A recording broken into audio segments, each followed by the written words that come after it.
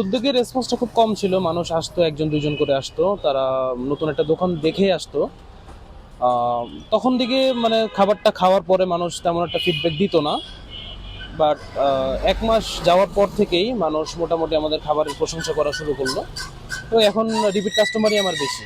Chicken বল, chicken sausages, chicken lollipop, burger, মানে অনেক রকমের burger, meat box, chips item বিক্রি করি। ওই যে গুলশানের যে ভাইরাল চিপস আইটেম আছে, ওরকম আমরা একটা চিপস আইটেমও বিক্রি করি।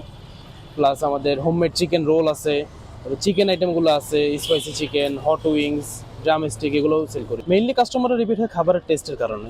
বেশি ক্যাপিটাল এখানে নিয়ে শুরু করি নাই, এই অ্যারাউন্ড 1 লাখের মতো নিয়ে আমরা শুরু করেছি। বসানোর জন্য যে চ্যালেঞ্জটা ফেস করছিলাম সেটা হচ্ছে জায়গা খুঁজে পাচ্ছিলাম না। জায়গাটা নিয়ে এই আগারগাঁও রোডটার মধ্যে অনেক কার্ড হয়ে গেছে বর্তমানে, এবং একটা কার্ডের সাথে আরেকটা কার্ড খুব গায়ে লাগানো থাকে।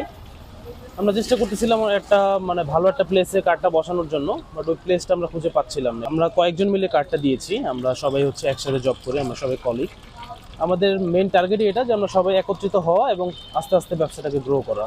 কার্ড দিয়ে শুরু করেছি, হয়তো ভবিষ্যতে আমরা আরও দু একটা কার্ড দিতে পারি, এবং আস্তে আস্তে দোকানে এবং রেস্টুরেন্টে শিফট করার আমাদের ইচ্ছা আছে। আমাদের দোকানে আসবেন, আমাদের খাবারগুলো হোমমেড, তো আশা করি টেস্টটা ভালো লাগবে। ট্রাই করে দেখবেন, যদি ভালো লাগে দেন আসবেন। মানে কাস্টমার সবার মুখের টেস্ট তো আর এক না, কোনো কোনো কাস্টমারের মুখে হয়তো বা খারাপ লাগতেও পারে।